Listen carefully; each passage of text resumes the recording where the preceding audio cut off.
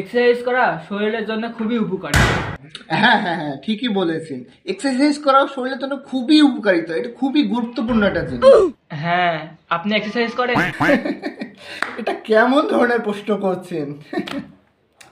যেমন মনে হচ্ছে একটা ডাক্তারকে জিজ্ঞেস করছেন আপনি কি রোগী দেখেন, আপনার কি সেন্স নাই? কেমন প্রশ্ন?